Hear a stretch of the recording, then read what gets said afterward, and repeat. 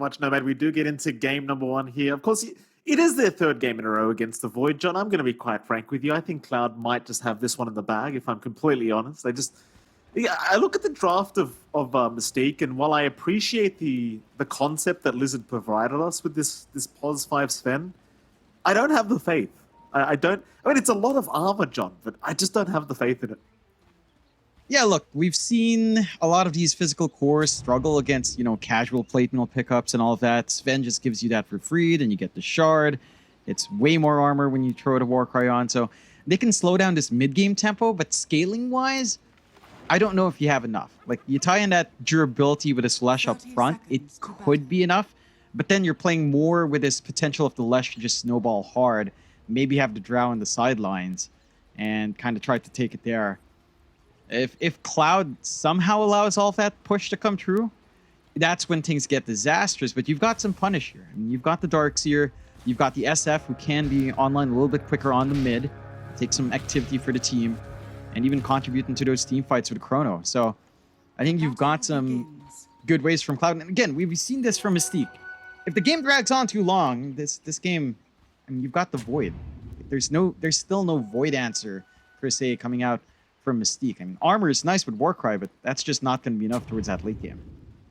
No, certainly not. At the very least, during the laning stage as well, like against Tusk and Darkseer, it's a pretty hellish lane to try and play Pos 5 Sven into, but let's see what kind of impact it will have. For now, we'll start, of course, with the mid lane. You're going to have Zone against Butterfly Effect. It does feel like the SF's going to have the advantageous matchup in this.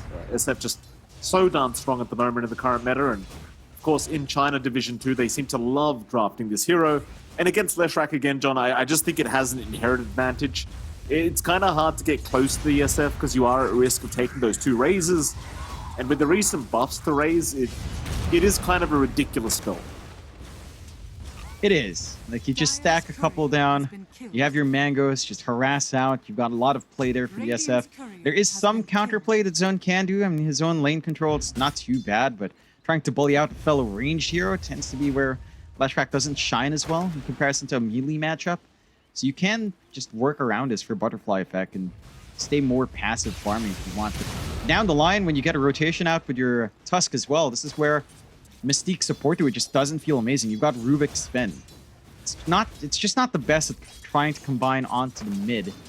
Maybe you can get a little bit more play out of DQQ, but certainly not from the Sven. Although, Butterfly Effect, yeah, it ends up going down. Zone able to pick up the kill by himself, which is a pretty concerning sign. Butterfly already going down, and that's a massive win for the side of Mystique. Meanwhile, bottom lane, CSJ is going to get chased down here for a moment. It's going to be fine, as top lane is where the kill happens. Starif ends up going down, and I was going to point out, John, that the top lane, the duo that they've got at the top lane is really strong in the Marcy Ruby. And it seems like they will punish the Crystal Maiden. Yeah, it's much easier to bully out the CM in comparison to, say, I believe we saw this matchup versus a Treant last time. That here just hits hard back, even with a Fade Bolt up. CM's a lot slower. You don't have that much follow-through from your Faceless Void here. I don't think Andy will go for a time dilation in this matchup either. So he's not going to go for too much offensiveness unless he can get a lucky proc in the time lock, which is not consistent. So you've got a slower lane there for the CM, and Mystique can certainly look for that bullying out. This momentum for NJ is important. We talk about that Marcy and its timings. NJ did meet a really good armlet timing yesterday, but it didn't feel like he could tie into that quite fast. So he has a good start here. Maybe goes for something else. Maybe just, say, Phase Boots BKB or Casual Orb Corrosion on top. You can certainly just make these plays. Jump in. Get the sidekick onto your Drow when she's ready to go and just play that momentum game. Yeah, I kind of agree with you on that point, because the armor rush is nice, but without the BKB, you can't really jump in safely and just unleash and hit people. So I feel like the Orb of Corrosion phase boots into the BKB does seem like it might just be a better route for the offlane Marcy to go down. We'll see how it pans out, of course. We are going to have that build coming in for NJ, so we'll get to see exactly how useful it is going to be here for the Marcy. Goes back down to bot lane, CSJ and Mercy. Still kind of going at it here with the Drow. Of course, MMM, I mean, he's farming very effectively for now, but they are going to try and make a jump in. Snowball will be there. They've got the shards up as well, but they'll wait for a moment as the gust is going to fly out from Triple M. And, well, with that, they aren't able to secure the Drow, so instead they'll go after Ray. A nice vacuum, though. That's a perfect vacuum onto the Drow Ranger. And eventually, they will let Ray go, but what does it matter? You got the much bigger target. Yep, you're happy, and that's the aggression we're looking for from this lane for Cloud. It's a Darkseer Tusk. You can just be on top of the Drow. There's not much a Sven can do outside of just throwing Stormhammer and Warcry and try to back off. They can try to punish here, though. CSJ will get chased down, but you don't really have enough, I don't think. They'll keep trying. Mercy's going to intervene as well, but will be zoned out by MMM. It seems like that's going to be about it. Meanwhile, top lane, Andy's in big trouble. Chase is on, no time walk available, but he does have the stick charges, so is barely going to be able to walk out of that scenario. It's like Starov doesn't have any regen to hand over to the Void, so he's kind of stuck on very low HP and DQQ. He is currently waiting for a Fade Bolt. He just needs a bit of vision on the Void. One Fade Bolt would do it. It looks like he's not going to have the opportunity. Back down a bot lane. Chase is on again, onto the Drow, and MMM, well, he's going to try to run, but with double Iron Shot, it's going to be rather hard. Oh. They do at least get CSJ. In fact, he does survive. Mercy the one to drop. 2 kills to go back the way of Mystique, and, well, it looked like a guaranteed kill, but it just doesn't happen. Meanwhile, top lane, Starov. Starov caught out again by the lift and to dispose of MJ. Andy cannot help out in the Void. He's just forced to run back. And this Rubik Marcy lane, again, proving to be quite detrimental here to Cloud. It's going a lot better for Mystique this time around, running that NJ Marcy coming here. And they're able to work that lane a lot better. They're slowing down Andy's farm. This is one thing as well with the Drow versus Faces Void core matchup. The Drow farms a lot faster than the FV, even without items. You have the multi-shot, you're going to be able to just clear out camps, you're clearing out the creep waves a lot faster. And the Faces Void, he's going to need a couple of items. We tend to see stuff like the Mask of Madness, the Maelstrom, and he's nowhere near, let's say, a very quick timing on that. So it's going to be a little bit tougher for Andy to try to get his own momentum going here. NJ with a very aggressive jump in onto Starov. Actually gets away with it because he knows Andy can't really punish him without getting some lucky bashes in, and level 1 time lock, not the most reliable, that's for sure. So NJ feeling extremely confident on that Marcy. Well, but bottom lane once again, like, the thing is with this Drow, it's still farming extremely well. As top lane, Andy's going to get jumped again here on the Void. Starov will be around to try and help out, but there is still some time for the time walk.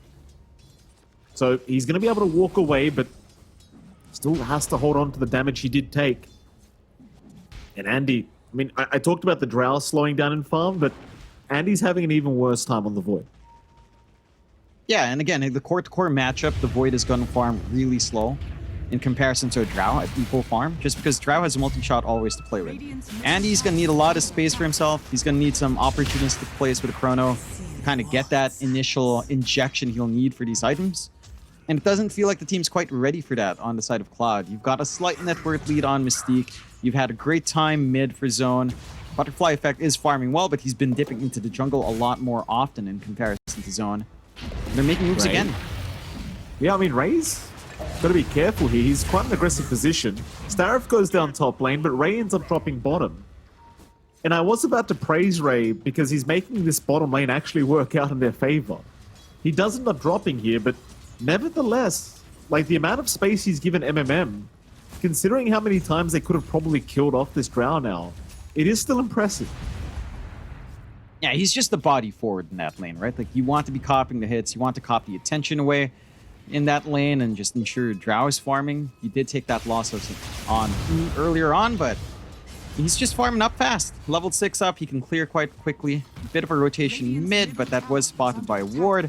So his own man just run onto the other side and just kind of waste time.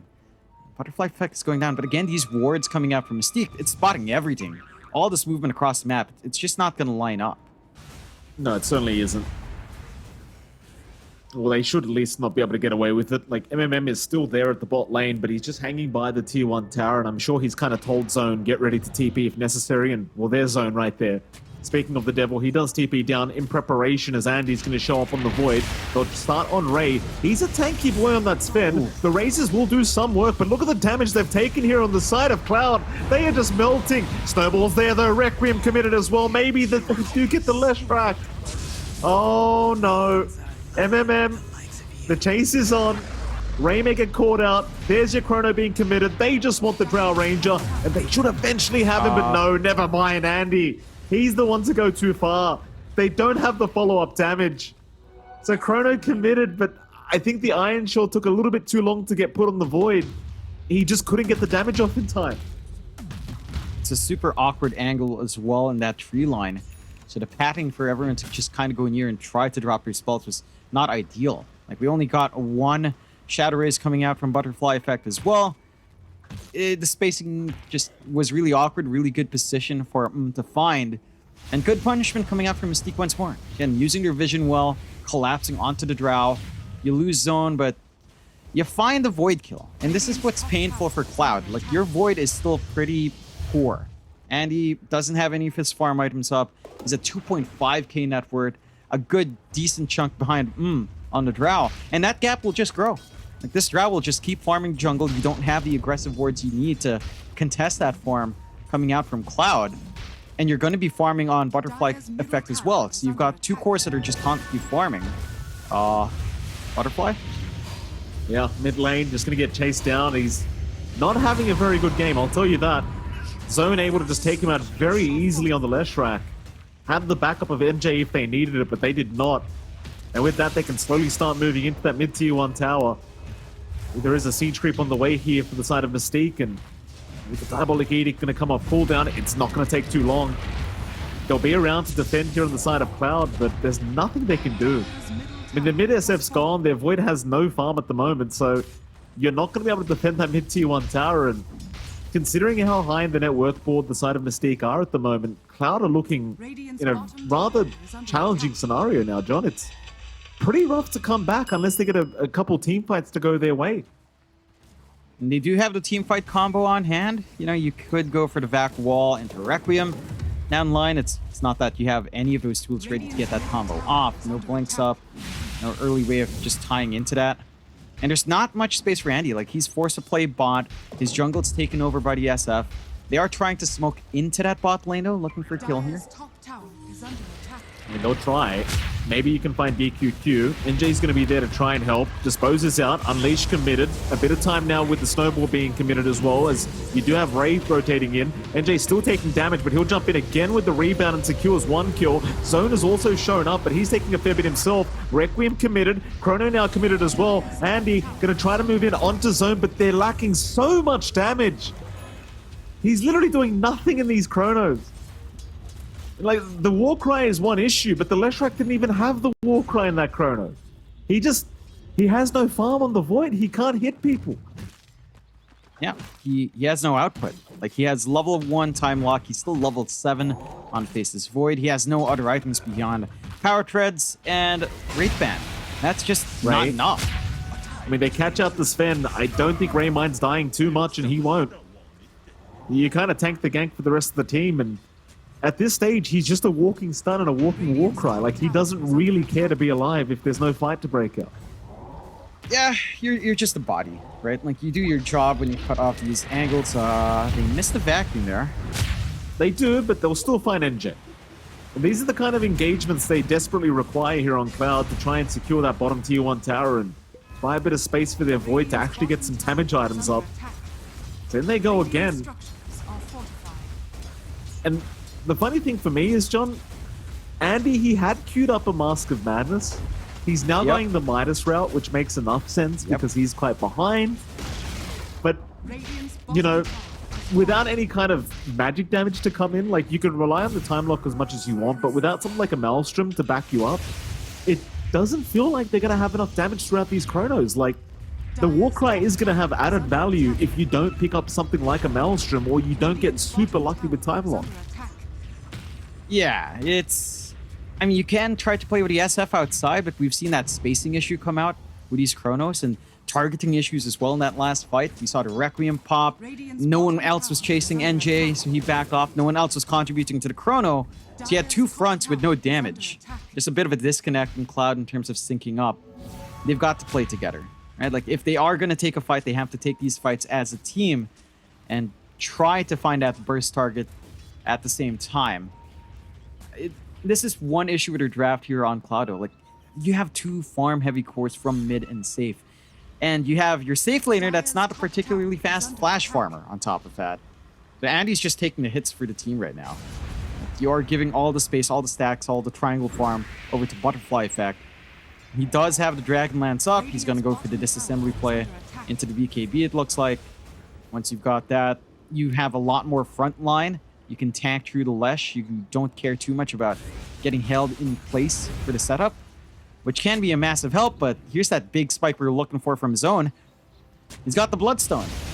He just needs the BKB on top. You're going to be able to run around. NJ's more than ready. His BKB is not too far off either. So you're hitting that point for Mystique where they're going to hit critical mass. They're going to start pressuring onto tier 2s after team fights. And you still don't have this clear solution coming out from Cloud. And they find Ray. Yeah, Ray, down to that bottom side. Should die, but no. They didn't get the frostbite. They didn't get any bashes. Like, yeah, he's a Sven, but I believe they're just afraid. Like, they actually did have the vision on the high ground as well. That's the worst part. So it feels like they could have probably kept going, but just maybe afraid of who's behind Ray. Andy. Smoke out now from Mystique as well. And if they land the initial stun, he's as good as dead. NJ's right behind Andy. No, he's not gonna... Oh, he does react! Huh? I could have sworn the stun connected before he time walked, but apparently not. The stun was flying out as he time walked. I think it landed right as he casted. Like, it was set to land on him when he casted, so it landed on his start position. And I guess he time walked it off. Gets his Midas up, so he breaks the smoke in a very unexpected way. But, you know, if it works there, Mike. Yeah, it's, I mean, you know, it does work. Give him that. Obviously, he is going to build into the Maelstrom. We kind of already went over this, John, but pretty important here in terms of farming aspect and damage aspect right now for Andy. Definitely can't really afford to go for something like an MOM this game. Nor can you afford, obviously, a Battle Fury or anything like that. Maelstrom is definitely the way to go against this high armor kind of team of Team Mystique. And for Mystique, this is where I start to get concerned, right? Because they had a pretty decent lead, all the team fights going their way, and now it seems like they've kind of accepted the fact that they want to slow the game down. And this is where I start to have my doubts with these guys. Like, do you not want to pressure more? You found the top tier one, you found the mid tier one, but they're staying on their own side of the map. Do you think they should be doing this, John? Do you think they should be pressuring? I'm not 100% sure on this. I want to see them pressure. And then look at the vision they have. They have this really great ward in front of the tier 2 mid. They've got a nice forward ward in that ramp area in the dire jungle. They have all the info that they could possibly need to get aggressive in that top area, cut off the farm sources, go for a tier 2. And they're clumping around it. I think for Mystique, they might just be waiting for those key BKBs to come out on NJ and on Zone. So the Leshrac and Marcy BKB timing is what they're going to be looking for. Smoke out here from Cloud, though. But pull that top side. Well, CSJ's being chased down. It seems like either side are happy to fight, or maybe not. I mean, Ray's the one caught out, and no one's there to back him up. They just leave. And that's a weird kind of disconnect between these people as well, right? Because, like you said, they broke the smoke. They knew that they were running towards that top lane, but they just kind of let Ray run towards the Darkseer and then die. Yeah, like... This passiveness from Mystique, it's not the end of the world for them, but it's certainly leaving ways to come back in for Cloud. Like, the lead for Mystique has shrunk down. They are catching up well on Andy. He's only about a K behind, which, considering that slower start from Andy, it's a pretty huge recovery for him. And you are trying to stall the game against two big scaling cores. Whereas you've got Drow, you've got Marcy and Lesh. They scale decently, but... And we say this all the time, Faceless Void does break the game as the game goes later on, and you don't have a direct counter for the Chrono. Outside of maybe a stolen Chrono from DQQ, but in all honesty, that still helps Andy more than anything else. He's not going to be speeding around in the chrono, but he's still active to take some hits there. So it's going to be a little bit tricky for Mystique if Cloud manages to get their farm and coordinate on these team fights. For now, the timing's the BKBs. If they still don't make a move with the BKBs up on Mystique, that's when you have a problem. But look at this, John. Like, the mid-tier 1 tower's under siege, and they just don't want to defend it. Like, theoretically, Mystique are the stronger team right now. They should know that as well. But the tier 1 mid tower just goes down for free. They want none of it. No defense coming out whatsoever. Maybe they were waiting for the mech to be finished on Ray, and now it is, but it's too late. And they look almost lost here. Like, okay, we got the lead during the laning stage, and now we don't know what to do with it. NJ's going to be chased down. This just shouldn't be happening. It should be the other way around. NJ and his team should be chasing Cloud at the moment. BKB's up now, so this is the timing you just mentioned. And NJ somehow is actually going to juke them out down to that bot lane, is able to TP away, and it seems like instead, Mystique are going to try and take Roshan, which, you know what, this is a great move, because they know that the whole side of Cloud are on the other side of the map, and there's no way they get here in time, surely. Yeah, they've got the room, they've got the damage coming out. There is a smoke out from Cloud. They're rushing into that area. They got a good read, but it's too late. Way too late. So they are still playing conservative. Like, Mystique are definitely choosing the safer options. Just avoid Cloud altogether and just take Roshan whenever you can. Is that enough to win them the game later on? I don't know. I still have my doubts about that. As they smoke again. Cloud sees Zone in the mid lane. Zone's still trying to farm that creep wave, may get punished. Mercy's in. He's got the Warrior's Punch to set up. There is going to be a Storm Hammer, but a nice snowball dodge, and Zone is healing up nothing. The Bloodstone is doing literally nothing for him. As Ray will try to run the best he possibly can, but it seems like they've noticed the Drow arrows. Mercy's going to have a look around, but can't get him in time.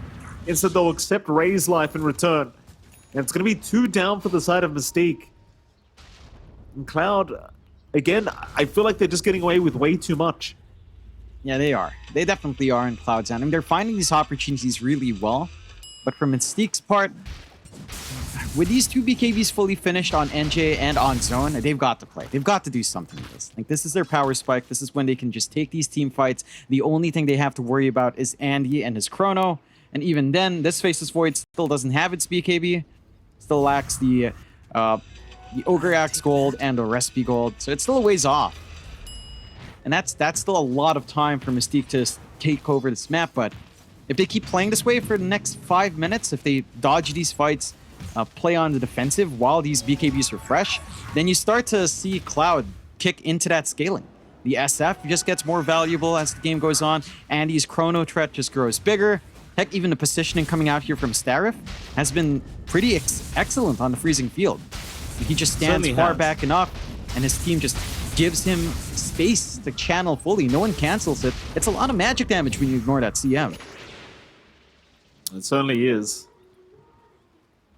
Cloud, less than 1k ahead right now. Looking very good again. I mean, they've got the late game. The SF's top of the net worth board now. Butterfly Effect having a really rough start, but having a great comeback.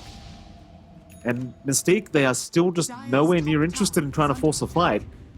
It seems like maybe they'll try something here at the top tier 2 tower. I wonder if Cloud even want to try and defend this. They might just go for a bit of a trade, but no, they are grouped up. Mid lane, they'll smoke up as 4.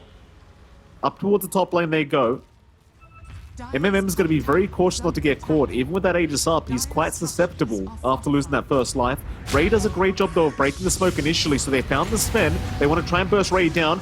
Ray is still going through this, but eventually will drop. Meanwhile, MJ doing a hell of a lot of damage on this Master with the Chrono. Is in Andy. He found 3 of them, but he has no follow-up damage to it. Requiem will come out, but they just want NJ, and they aren't going to get it either.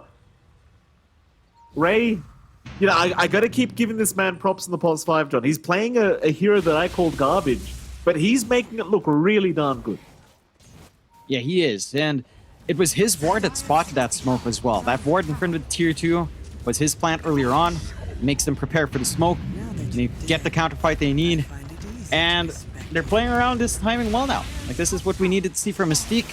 They finally get the angle they need. They didn't even have to pop the BKB on Zone. Only NJ's BKB had to go off. So you're really happy on the side of Mystique right now. And if you're Cloud, the Chrono doesn't go according to plan, and he still doesn't have damage even with the Maelstrom up. He needs a BKB to weather through the damage that Zone has even in the Chrono. And it's going to need a little bit more patience out from Cloud. Couldn't really connect either. Like this time around, they managed to pin down Starif. Was a lot closer than I think you'd want to be on the CM there. And just couldn't get the channel for the damage in the end with a Chrono. So all things lining up for Mystique. They're going for another push on the mid tier 2. It doesn't take too long here. Small TP's in, but they do see the tusk. Zone was raiding. With that, Mercy, I mean, he's still got a bit of time. He'll try for a snowball back the way of the Drow, but should eventually just drop here and will. No helping out the tusk in that scenario. And going back to the Void point you were just making, like, Andy's been finding some really good chronos this whole game. It really is just a matter of they're never in position to fully capitalize, because you want the SF right outside the chrono hitting people. And it just hasn't happened.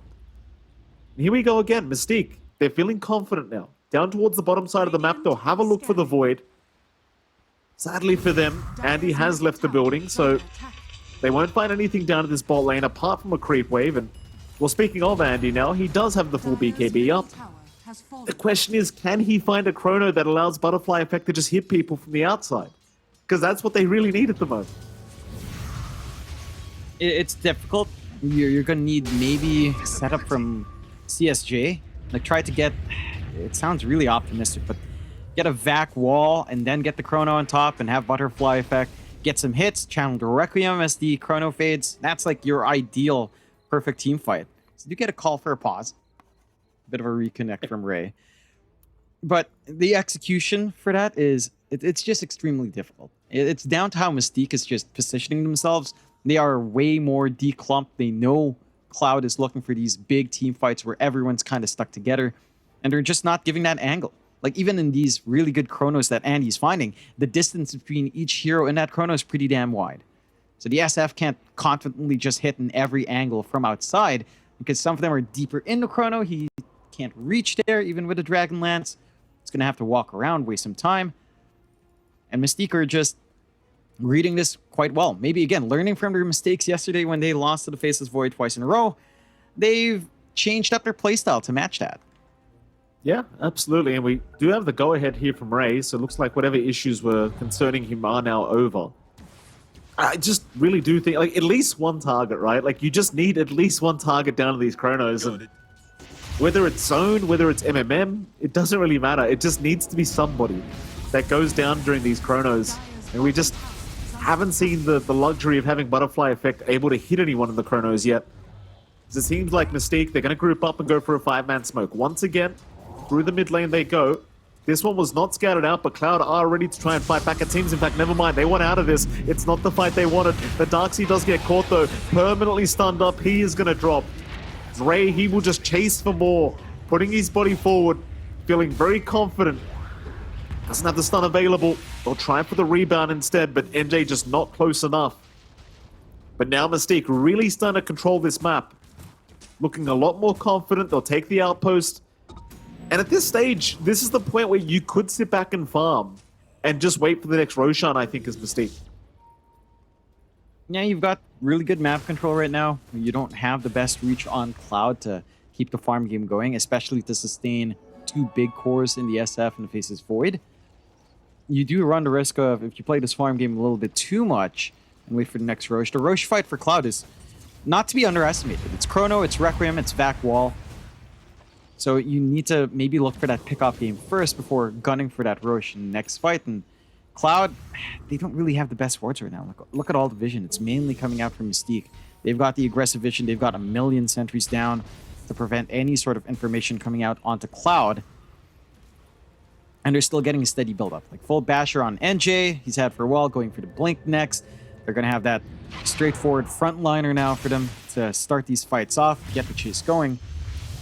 Side of Cloud just getting a little bit of a push going down bot here. Do you have the output coming out with Butterfly Effect? Yeah, they've got the 15 talent. Crescent Aura in the buildings.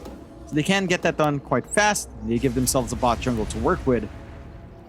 And they are actually closing the net worth gap a little bit here, Mike. From 3K down to 2K, not a massive swing, but you can see what happens when you do decide to play the slower game. I mean, it's still a Void, it's still an SF. With the items they have now, they can certainly farm a little bit faster than the opposing side at this moment. That's the thing as well. You've got the Hyperstone up on Andy into the Mjolnir. That now you're definitely going to have some damage in those chronos, and just a higher chance of actually hitting those time locks as well, which is always very nice when you're in the chrono. So we'll see how Mystique trying to deal with it. I think Andy, at the very least, as long as he can continue to land those chronos, this time around he should be able to just delete somebody within those ultis. There's your full Mjolnir up. I have Skadi's next item here for our Void. MMM, still farming very well himself, is going into the Silver Edge. Pretty standard itemization here for the Drow. And look at that, John. Roshan, going to be up in a minute and a half. Double damage already spawning up, ready to go for them. Gaben's Blessing, as we like to call it. Cloud, they've smoked up, assuming Roshan might spawn soon. And they want to fight, because they want that next Roshan. And in we go. Ray, he's still in a perfect position to tank the gank. He'll take the Walrus Punch, he'll take the death, but the rest of his team wants to try and fight. NJ will jump in. Buyback is immediate from Ray to try and reinitiate into this fight as Starif. Starif might just drop here to zone, and will do so. Andy is still trying to fight, commits Chrono, but he's going to have no damage. Oh, and he's been lifted up. Oh, no. I don't know about that. I do not know about... I mean, Butterfly Effect wasn't even there anymore. He just ran. Yeah. Yeah, he bailed out. And we've seen this with Voids before. Up against the Lesh. Once you have even a plate mail item on Lesh, it really nullifies a lot of Void's output. And he has the full Shivas up on zone. He just doesn't take damage. Even with a Mjolnir up, you're really banking on these time locks. And it's just not reliable. It's not enough to consistently drop zone down to 0. He has way too much EHP going for himself. They forced the buyback out from Ray, but it's more than worthwhile. And now Roshan's only 15 seconds away. No Chrono. You have Requiem, you have Vac Wall, but without that Chrono, it's just awkward. I can't believe, like, looking at this replay, you see the SF get caught out, Butterfly Effect just goes for a run, and this is the disconnect, right? Because Andy's going. Andy's trying to fight, barely survives, gets a Chrono off, but Butterfly, he's just running straight triangle. I don't blame him, John. I don't think it was the fight for a Chrono, but, you know, without the SF, you just don't have the damage. Yeah, like, if he was around, maybe getting a couple of right clicks off, passing off that presence of the Dark Lord aura, you might have been able to do it. Could've, would've, should've. If the second Roche goes the way of Mystique, Aegis back onto once more. And it's not an unwinnable game for Cloud, but they really have to win this team fight. I mean, they kill Ray again, but this is kind of the point. Ray's just doing a really good job of tanking every gank. He is. He's just cutting off all the smokes, cutting off all the attention, and he's just doing his job. Like, he's this sacrificial body. From the laning phase, he's been doing this. Cloud, they're just not working as a team, it feels like. The disconnect between all the players is just pretty wide for a lineup that's relying on these team fights to connect. You know, that you need to connect your Chrono with your positioning on the SF, set that up maybe with a Vac Wall. None of that is coming true. Maybe you could simplify this process with a BKB on CSJ. He is going for the Aeon disc, which I guess is another way to just survive through that initial burst as well. With the Darkseer surviving the initial onslaught, because we saw him just die out last time, if they do manage to get the Vac Wall to punish, maybe then you can get your positioning right for the Chrono and for the SF to get the hits in. But again, the coordination has to be there, Mike. And just so far, we've been saying this about Cloud. In the past 30 minutes, it just doesn't feel like it's come out at all. No, it hasn't. They're still grouped up. They're still running towards this bottom side of the map here, Cloud. They aren't able to find anything. MMM, he's underneath the ward right now. It's a prime opportunity to make a jump in, but to be absolutely fair, she does have the Aegis up, so they don't want to risk it. Team right behind her now. Mystique gonna run right into Mercy. Ray not gonna have the chance to throw the Stormhammer out. Still, the rebound is there. Disposes out. NJ catches him from a mile away. Of course, the Marcy with the blink up now doesn't really have any issues closing the gap anymore. She's got that reach. She's got the range. Butterfly effect. I mean, he could try for a cheeky Silver Edge play if he wanted, but I actually don't know if that's worthwhile even risking.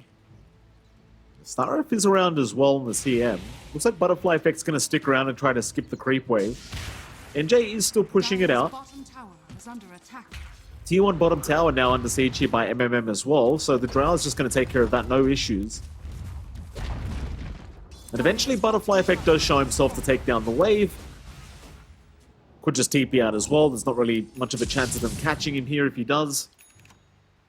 And in the meantime, Abyssal Blade now up on NJ, so things get infinitely more challenging. Because this Marcy is a real problem, right? Like, if she catches you, you are as good as gone. There's no escape.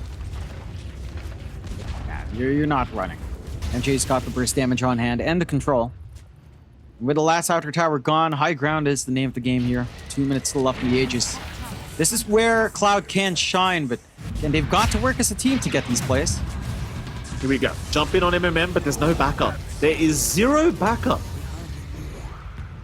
So Mercy's just gone. Like, you force the BKB usage out of NJ that was kind of unnecessary and do actually somehow force them back.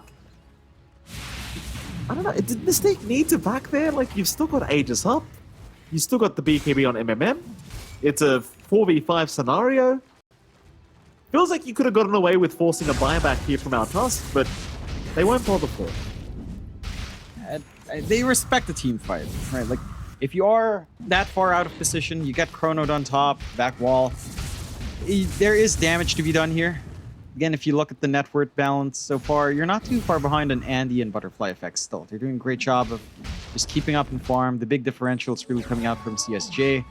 It's our Darkseer that has kind of suffered for these two cores to shine, but he can do his job without too much more itemization outside of maybe one more defensive item here. Inside of Mystique, yeah, they just regroup. Aegis will expire now, so high ground sieges most certainly stop.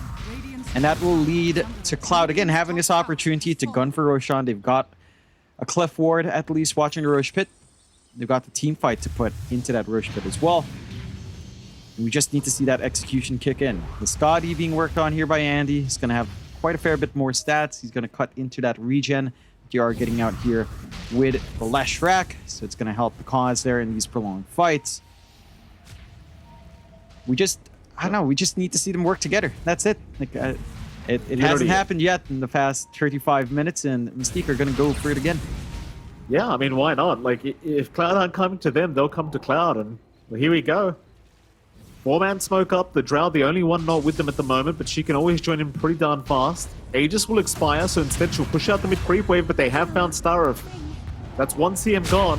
NJ gonna make a jump in. Mercy's gonna try and tank the gank here, but needs his own way out as in comes Zone with all the damage necessary, but misses the split earth. Chase is still going, Cloud trying to scatter and get the hell out of there. Meanwhile, towards the north, it seems like Andy's been caught. Andy's gonna try for the chrono, but there's no damage! There's no damage! And now the chrono's stolen! Oh, he doesn't use a spell after. So they're gonna lose Mercy eventually. And Andy has still been caught.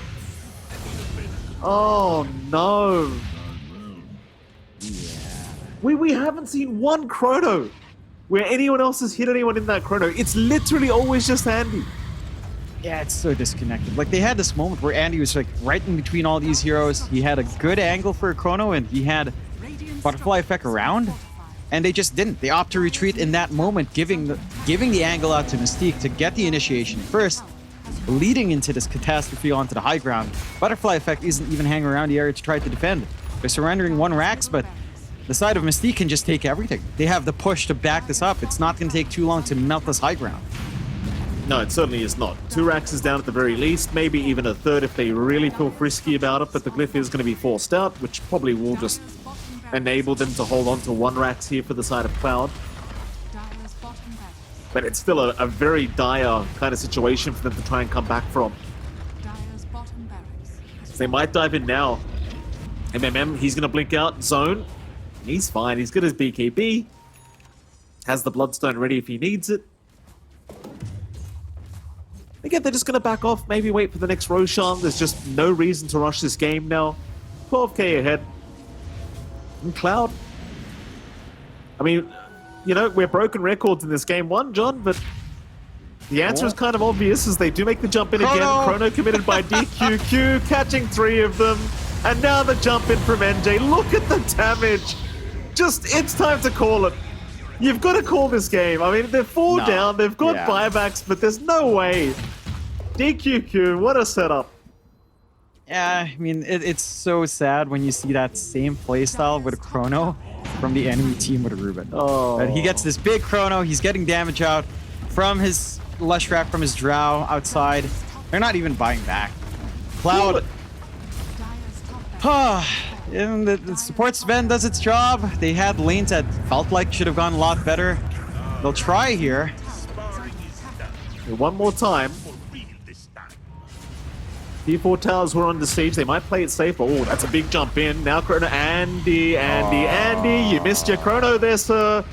He's going to try anyway, but MMM is just running. Mercy's down with Starif, and well, here come the diebacks. They've caught the Void. That's going to be him going without buyback as well. Yeah. GG is called. Oh boy, that is a very, very rough way to end the game with a Chrono like that. I don't know what to say here, John. I'm going to try and be positive. Ray on this Sven did a fantastic job. I would like to say he's probably the MVP of this game one. Yeah.